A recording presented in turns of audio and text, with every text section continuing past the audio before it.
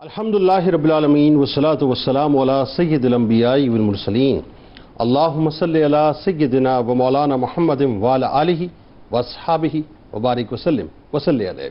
دنیا کے تمام دیکھنے والوں کو، تمام چاہنے والوں کو، تمام پیار کرنے والوں کو اور جہاں جہاں تک اس وقت میری آواز کو سنا اور مجھے دیکھا جا رہا ہے، جنید اقبال کی جانب سے انتہائی محبت کے ساتھ السلام علیکم۔ ایک بار پھر ناظرین، آپ کو پر نور صبح میں صبح نور کے ساتھ میں دل کی عطا گہرائیوں سے خوش آمدید کہتا ہوں، اور آئیے بلا توقف چلیں حضرت ابو انیس محمد برکت علیہ رحمہ کی تالیف اسماء نبی کریم صلی اللہ علیہ وآلہ وسلم سے رسول اللہ صلی اللہ علیہ وآلہ وسلم کا ایک اسم مبارک پڑھنے اور سننے کی سعادت حاصل کرتے ہیں۔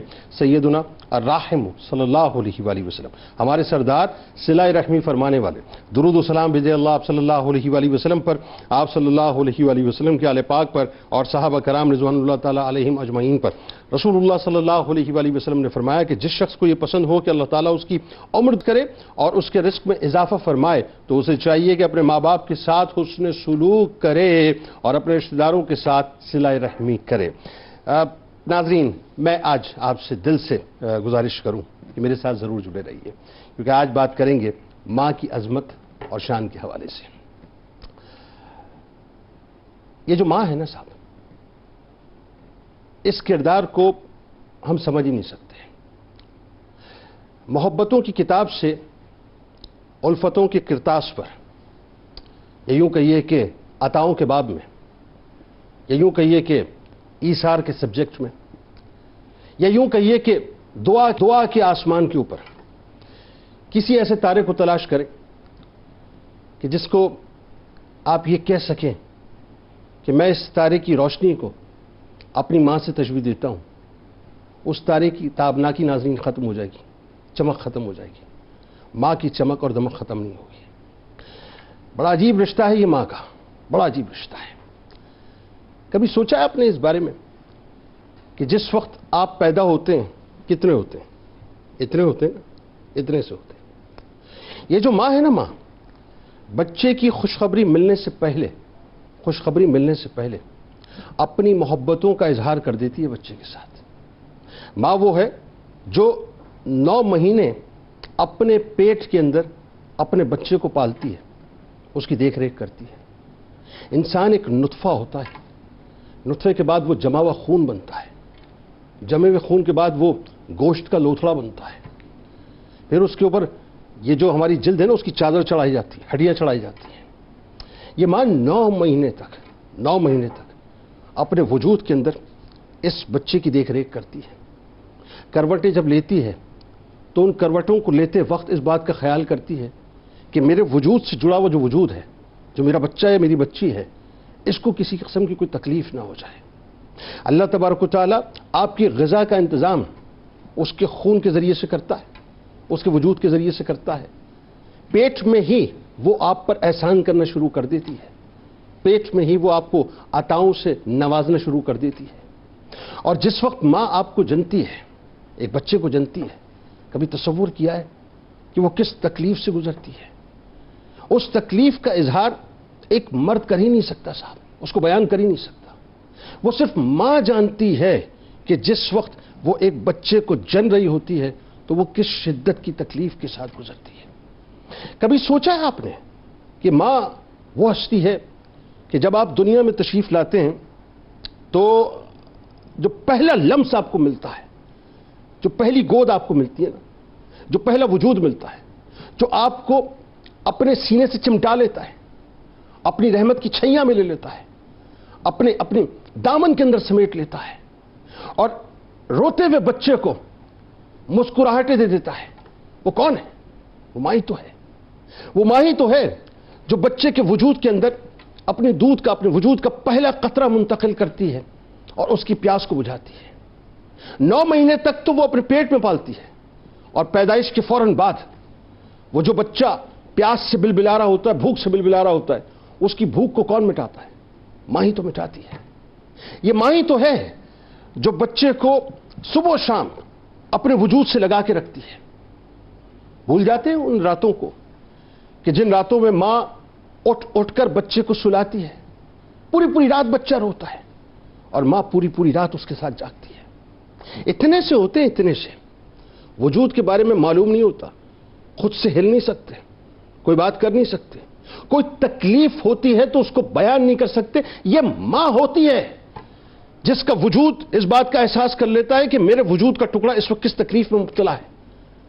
یہ ماں ہوتی ہے جو آپ کے جسم سے اٹھنے والا تعفن یا گندگی جو ہے اس کو اسمیل کر لیتی ہے، محسوس کر لیتی ہے، چاہے رات ہو، چاہے دن ہو، چاہے صبح ہو، چاہے شام ہو. وہ ماں آپ کو بار بار پاک کرتی ہے، مطہر کرتی ہے. آپ کو تو معلوم ہی نہیں ہوتا کہ آپ کتنے غلیظ ہو جایا کرتے ہیں، کتنے گندے ہو جایا کرتے ہیں، بار بار کتنے پراگندہ ہو جایا کرتے ہیں. وہ بار بار آپ کو صاف کرتی ہے. وہ ماں ہوتی ہے جو اپنے کلیجے سے لگا کر 2 سال تک اپنے وجود کا دودھ آپ کے وجود میں منتقل کرتی ہے اور آپ کو سینچ سینچ کے آہستہ آہستہ بڑا کرتی ہے. وہ ماں ہوتی ہے جو آپ کے چہرے کے اوپر مسکراہٹیں دیتی ہے، اور وہ ماں ہی ہوتی ہے جو سب سے پہلے آپ کو لفظ اللہ بولنا سکھاتی ہے.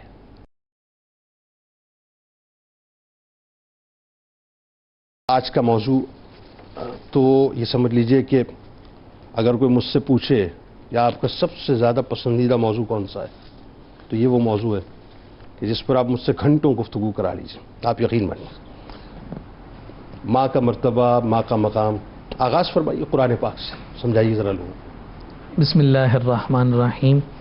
بلا شبہ ماں کا روپ اللہ رب العزت کی طرف سے وہ خوبصورت عطیہ ہے جس میں اللہ رب العزت نے اپنی رحمت، اپنے فضل، اپنے کرم، اپنی برکت، اپنی راحت اور اپنی عظمت کی آمیزش کو شامل فرما کر اسے عرش سے فرش کی جانب منتقل کیا ہے.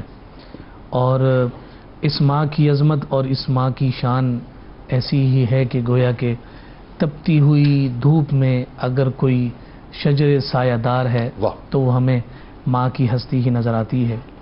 اور جو مایوسی کی ظلمت میں امید کا نور اگر کوئی ہستی ہے تو وہ ماں ہی کی ہستی ہے.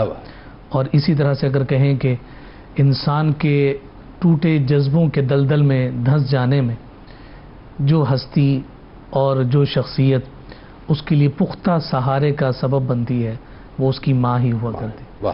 لاکھ دنیا آپ کو برا کہے لیکن آپ اپنی ماں کی آنکھ کا ہمیشہ ہی تارا رہتے ہیں. لاکھ آپ بدصورت کیوں نہ ہو، ماں ہمیشہ آپ کو اپنا لال ہی کہتی ہے. یہ اس ماں کی ممتا کی حیثیت اور اس کا وقار ہے کہ کسی نے کہا کہ جناب دور ایسا آ گیا ہے کہ ہر چیز میں ملاوٹ پیدا ہو گئی ہے، لیکن آج بھی 2 چیزیں خالص مل جاتی ہیں. ایک ماں کا پیار ہے اور ایک باپ کی نصیحت. یہ دونوں چیزیں آج بھی خالص ہیں، اور یہ رب ذوالجلال کی جانب سے شفقت پدری اور ماں کی ممتا کی وہ خاص کیفیات ہیں جو رب ذوالجلال نے بندے کو عطا فرمایا. سارے رشتے پراگندہ ہو گئے لیکن یہ 2 رشتے مصفہ اور مجلہ ہیں. اور پھر دیکھیے کہ قرآن مجید فرقان حمید کا اسلوب اور انداز جب ہم دیکھتے ہیں تو آپ ذرا غور کیجئے کہ اللہ رب العزت نے جس مقام پر اپنا اور اپنی بندگی کا تذکرہ فرمایا ہے تو اس کے مان بعد والدین کے ساتھ عزت و احترام، ان کے ساتھ اس نے سلوک اور ان کی شکر گزاری کے احکامات کو ذکر کیا ہے. اس پر مفسرین نے بہت ہی خوبصورت نقطہ ذکر کیا کہ آخر ان دونوں باتوں کو ریلیٹ کرنے کا سبب یا کثرت کے ساتھ ایک ساتھ بیان کرنے کا سبب کیا ہے. فرمایا کہ جو رب ذوالجلال ہے وہ خالق حقیقی ہے، اور پھر ان والدین کو رب ذوالجلال نے وجود کا سبب بنایا ہے خالق مجازی کے طور پر. تو اس وجہ سے اللہ رب العزت نے اپنے حق کے بعد سب سے زیادہ حق جن ہستیوں کا ذکر کیا ہے وہ والدین ہی کی ہستی ہیں. اب جب ہم سورہ بقرہ کی آیت نمبر 83 کو دیکھتے ہیں تو اس میں رب ذوالجلال فرما رہا ہے وَإِذْ أَخَذَ اللَّهُ مِيثَاقَ بَنِي إِسْرَائِيلَ لَا تَعْبُدُونَ إِلَّا اللَّهَ وَبِالْوَالِدَيْنِ إِحْسَانًا. کہ یاد کریے اس وقت کو کہ جب اللہ رب العزت نے بنی اسرائیل سے پختہ وعدہ لیا. کس بات پر؟ اس بات پر وعدہ لیا کہ وہ رب ذوالجلال یعنی میرے علاوہ، اللہ کے علاوہ کسی کی عبادت نہیں کریں گے. اور یاد کرو اس وقت کہ جب اللہ رب العزت نے بنی اسرائیل سے یہ بھی وعدہ لیا ہے کہ وہ والدین کے ساتھ اس نے سلوک کریں. آپ غور کیجئے کہ اللہ رب العزت نے اپنی وحدانیت، اپنے توحید کے پیغام کے ساتھ والدین کے حسن سلوک کے اس تعلق کو جوڑا ہے. سورہ نساء کے اندر آیت نمبر 36 میں آپ دیکھیں اللہ رب العزت حکماً ذکر فرما رہا ہے وَاعْبُدُوا اللَّهَ وَلَا تُشْرِكُوا بِهِ شَيْئًا. وبالوالدین احسانا، اللہ اللہ کی عبادت کرو، اس کے علاوہ کسی کو شریک نہ ٹھہراؤ، اور والدین کے ساتھ حسن سلوک۔ اللہ اور پھر اس کے بعد جب ہم خاص طور پر دیکھتے ہیں سورہ احقاف میں جب اللہ رب العزت نے ذکر فرمایا وَوَصَّيْنَا الْإِنسَانَ بِوَالِدَيْهِ إِحْسَانًا، ہم نے آدمی کو یعنی انسان کو حکم دیا ہے کہ وہ اپنے والدین کے ساتھ حسن سلوک کرے، احسان کرے، ان کے ساتھ بھلائی کرے۔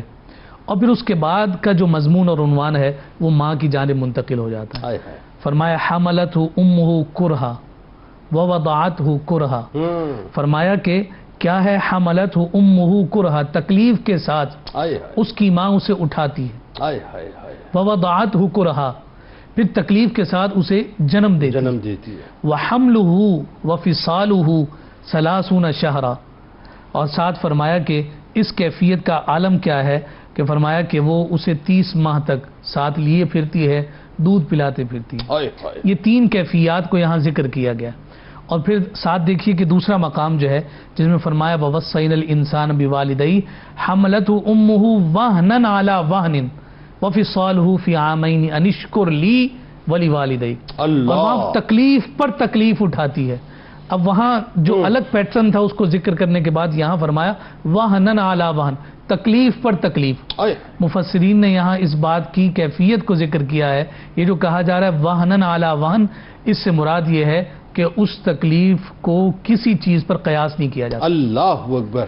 اور پھر آپ دیکھیے کہ ان آیات کے تناظر میں مفسرین نے ذکر کیا کہ باپ کے مقابلے میں ماں کا جو ہے وہ حق وہ 3 درجے بڑھایا گیا۔ پہلا حق کس سبب سے ہے؟ فرمایا کہ وہ کمزوری کو برداشت کرتی ہے۔ اللہ۔ دوسرا حق کس لیے ذکر کیا گیا کہ وہ پیٹ میں اپنے بیٹے کو لے کر اٹھائے پھرتی ہے، اور تیسرا کہ وہ جو 2 سال تک اپنی اولاد کو دودھ پلاتی ہے، دوسرا وہ جو جنتی، اور تیسرا جو 2 سال تک رضاعت۔ بالکل۔ اور یہ 3 ذکر کرنے کے بعد پھر آقا کائنات صلی اللہ علیہ وسلم کا وہ فرمان ہمارے سامنے آتا ہے کہ صحابی آ کر پوچھیں کہ ماں اور باپ دونوں میں سے زیادہ خدمت کا حقدار کون ہے؟ تو حضور فرمائیں تیری ماں، تیری ماں، تیری ماں، اور چوتھی دفعہ حضور علیہ السلام فرمائے تیرا باپ۔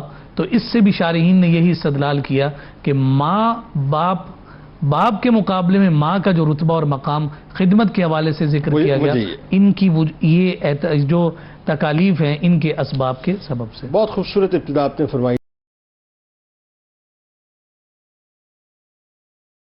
ڈاکٹر صاحب۔ ماں کے مقام کے بارے میں ہمیں رحمت للعالمین سے بہتر کون بتلا سکتا ہے؟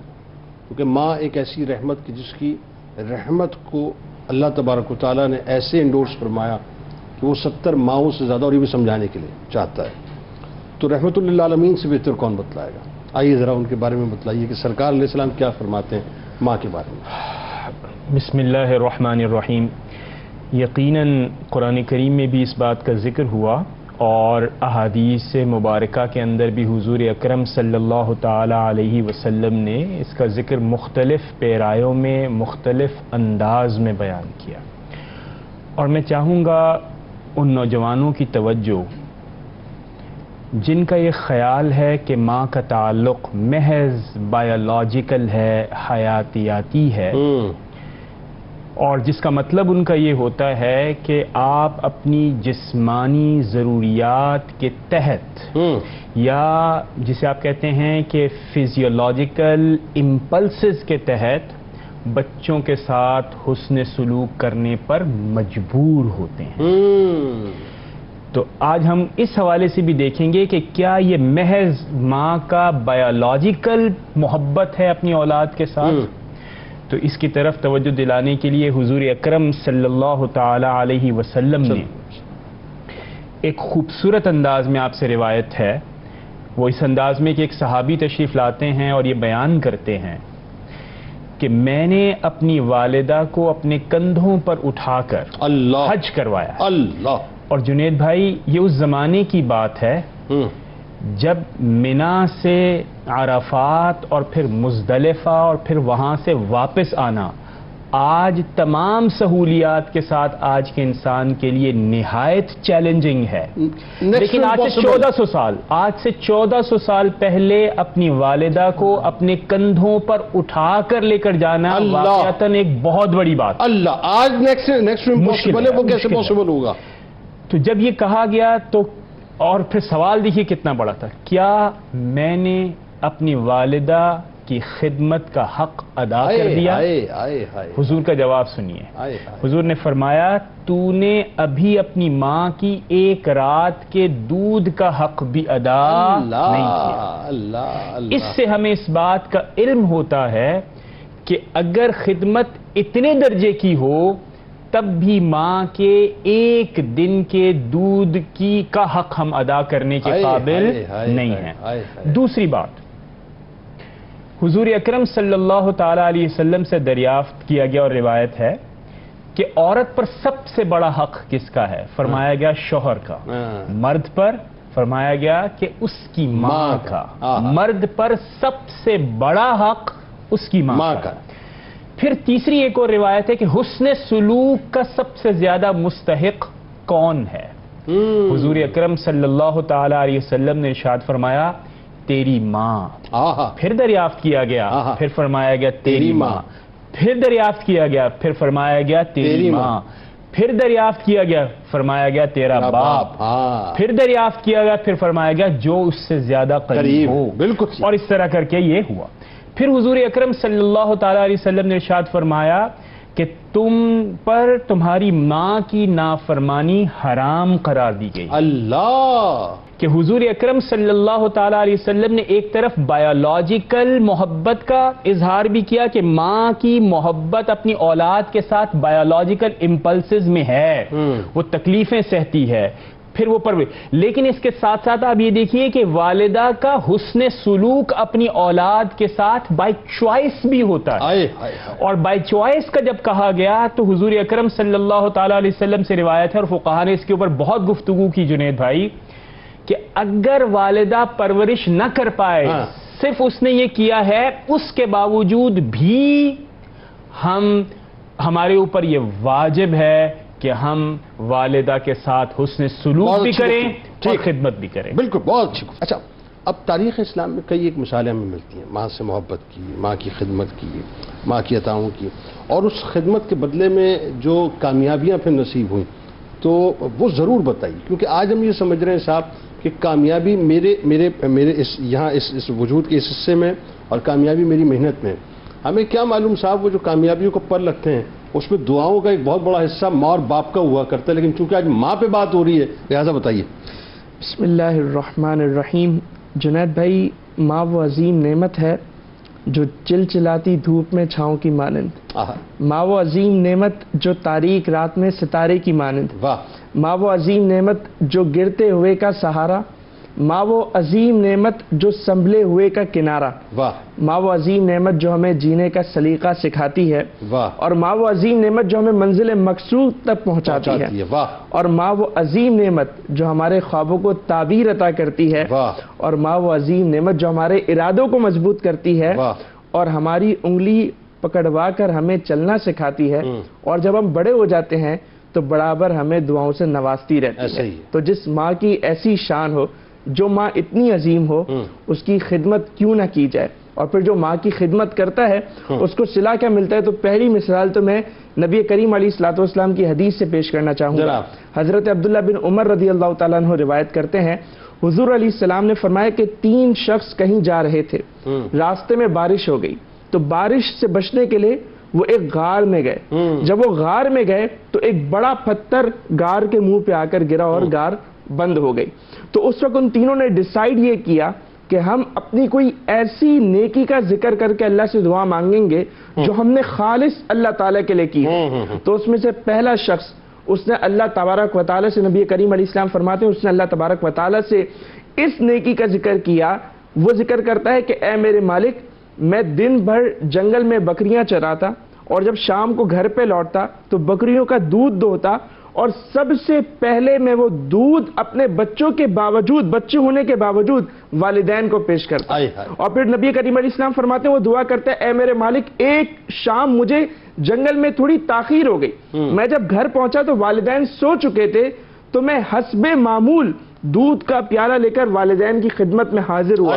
والدین سوئے ہوئے ہیں اور میں حسب معمول ان کی خدمت میں دودھ کا پیالہ لے کر حاضر ہوں، میرے بچے میرے پاؤں سے چمٹے ہوئے ہیں، وہ رو رہے ہیں، وہ شخص دعا کرتا ہے اے میرے مالک یہاں تک صبح ہو گئی اور میں اسی حالت میں رہا کہ بچے روتے رہے اور میں والدین کی خاطر وہ دودھ کا پیالہ پکڑ کے کھڑا ہوا، اے میرے مالک یہ نیکی میں نے خاص تیرے لیے کی ہے اور تو جو ہے وہ ہمیں اس کی جزا عطا فرما اور غار کے دہانے سے اس پتھر کو ہٹا دے تاکہ ہم آسمان کو دیکھ سکیں۔ نبی کریم علیہ السلام فرماتے ہیں اللہ تبارک و تعالی نے اس کی دعا کو قبول کیا۔ یہ ماں کی خدمت کا صلہ ہے۔ جنید بھائی یہ والدہ کی بات ماننے کا ہی نتیجہ تھا نا کہ حضرت شیخ عبد القادر جیلانی کے ہاتھ پر چھوٹی سی عمر میں چوروں لٹیروں کا پورا قافلہ جو ہے وہ اس کو ہدایت کی توفیق مل گئی، جان اور مال پورے قافلے کے محفوظ ہو گئے۔ والدہ کی بات ماننے کا ہی نتیجہ تھا نا، یہ والدہ کی خدمت کا ہی نتیجہ تھا نا کہ ایک قصاب کو موسیٰ علیہ السلام جیسے اولو العزم نبی کا جو ہے وہ جنت پڑوس مل گیا۔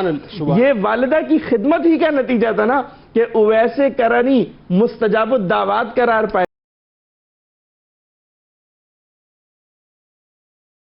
علامہ صاحب بہت سے بچے افسوس ہوتا ہے دیکھ کر ماں کے نافرمان ہو جاتے ہیں یا ہو جاتی ہیں، کہا نہیں مانتے، اپنے آپ کو بڑا جانتے ہیں، میری عقل، میرا علم، میری تعلیم، تمہیں کیا پتا تم کون ہو، بیکورڈ قسم کی خاتون ہو، جاہل عورت ہو، ان پڑھ عورت ہو، یہاں تک ہو جاتے ہیں، ذلیل و رسوا کرتے ہیں۔ دنیا اور آخرت ان کی کیسی ہو جاتی ہے ذرا یہ بتلائیے کھل کے۔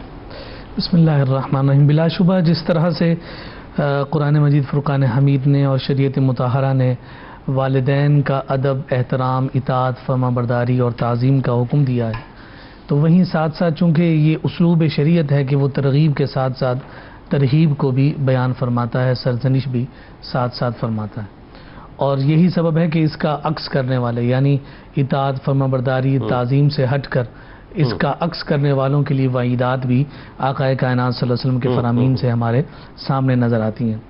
اور دیکھیے کہ یہ بات ہم پہلے بھی کر چکے کہ اللہ رب العزت کی وہ ذات ہے کہ جو ہر گناہ کو معافی عطا فرماتا ہے، لیکن رب ذوالجلال ایک کا گناہ اور ایک عمل تو یہ ہے کہ جسے معاف نہیں کرتا، وہ یہ ہے کہ اپنے ساتھ کسی کی عبادت کو معاف نہیں فرماتا، یعنی کسی کوئی اس کے ساتھ کسی کو شریک ٹھہرائے وہ اسے رب ذوالجلال معاف نہیں فرماتا۔ دوسرا جو احادیث کے ضمن میں ذکر کیا گیا کہ جو والدین کا نافرمان ہے ان کے حوالے سے بھی فرمایا کہ اللہ رب العزت انہیں بھی معافی عطا نہیں فرماتا۔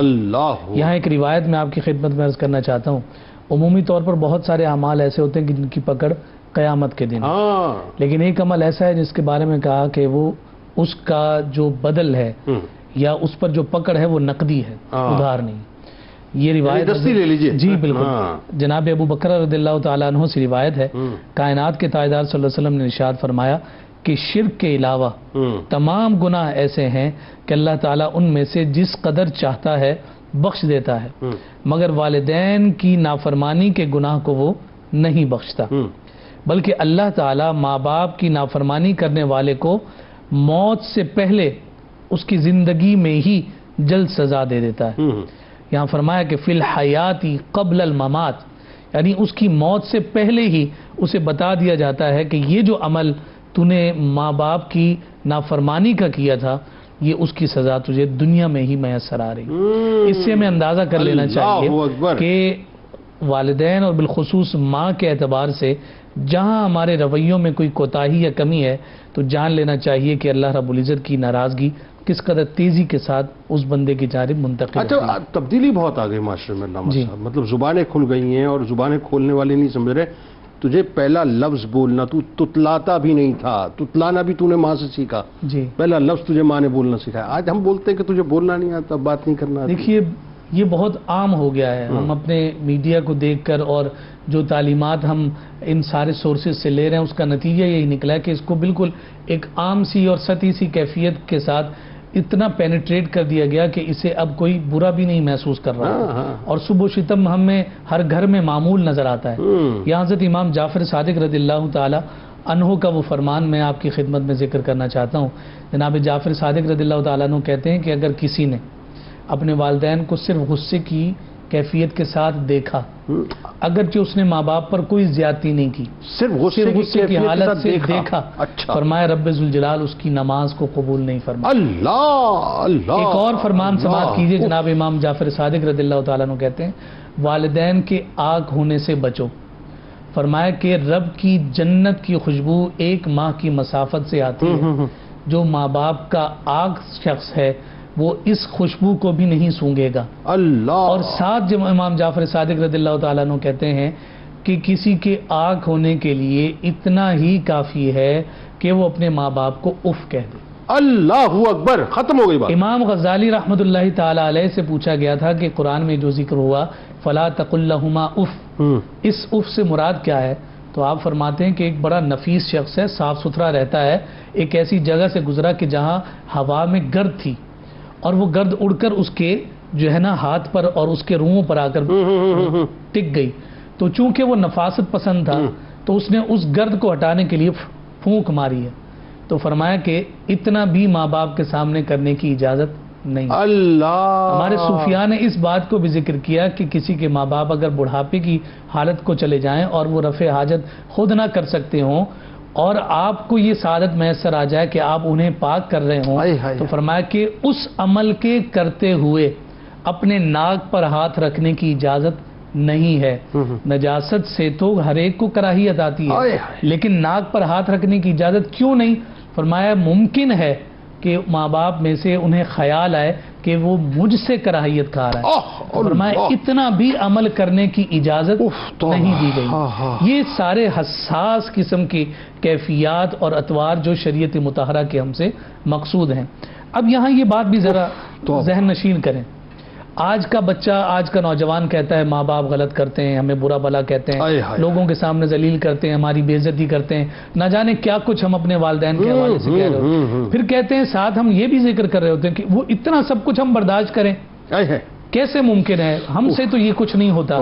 یہ جان لینا چاہیے کہ اولاد کا کام اصلاح بھی نہیں ہے، اولاد کا کام احتساب بھی نہیں، اولاد کا کام صرف اور صرف ایک ہے اور وہ خدمت اور اطاعت، اس کے علاوہ نہیں۔ یہ روایت سماعت کریں، میں بات کو ختم کرتا ہوں۔ جناب عبداللہ ابن عباس رضی اللہ تعالیٰ عنہ روایت کرتے ہیں آقا کائنات صلی اللہ علیہ وسلم نے ارشاد فرمایا جو شخص اس حالت میں صبح کرے کہ وہ اپنے والدین کا فرما بردار ہے، اللہ فرمایا رب ذوالجلال اس کے لیے جنت کے 2 دروازے کھول دیتا ہے۔ اللہ، اگر ان میں سے ایک چلا گیا اور وہ ایک کا مطیع اور فرمانبردار ہے تو اس کے لیے ایک جنت کا دروازہ، بالکل ٹھیک ہے۔ فرمایا کسی نے ایسی صبح کی کہ اس کے والدین اس سے ناراض ہیں اور وہ والدین کا نافرمان ہے تو اس کے لیے جہنم کے 2 دروازے آقا کائنات صلی اللہ علیہ وسلم کی خدمت میں سوال عرض کیا گیا، اور سوال کیا گیا تھا وَإِن ظَلَمَاهُ، کہ اگر والدین جو ہے وہ ظلم کرنے والے ہوں، والدین اپنے فرائض ادا نہ کرنے والے ہوں، اگر وہ ظلم کرنے والے ہوں، حضور علیہ السلام نے 3 دفعہ ارشاد فرمایا ان ظلماہو، گویا کہ یہ اعلان فرما دیا یہ کام تمہارا نہیں ہے کہ تم اپنے ماں باپ کو پرکھو، وہ جانے اور ان کا رب جانے، تمہارا صرف ایک ہی کام ہے کہ تم نے اپنے والدین کے سامنے سر تسلیم خم کرنا ہے۔ قرآن کے کتنے خوبصورت الفاظ ہیں کہ جہاں فرمایا کہ جناب تم نے اپنے شفقت و محبت کے جو ہے بازوں کو پھیلا کر ان کے سامنے حسن سلوک کے اس رویے کو سامنے قائم کر دینا ہے، تمہارے رویے ہی بتائیں کہ جن کے ساتھ یہ حسن سلوک ہے یہ کوئی اور نہیں، ایک تمہاری ماں ہے اور ایک تمہارا بالکل ٹھیک۔ بہت شکریہ آپ تینوں احباب کا، آپ تشریف لائے۔ آئیے آپ کو کتاب الشفا کی جانب لیے چلتے ہیں، دینی اور دنیاوی مشکلات کا حل آپ کو بتلاتے ہیں کہ اللہ تعالیٰ کے اسم گرامی یا مالک الملک کو روزانہ 313 بار پڑھنے سے دینی اور دنیاوی مشکلات سے آسانی پیدا ہوگی انشاءاللہ۔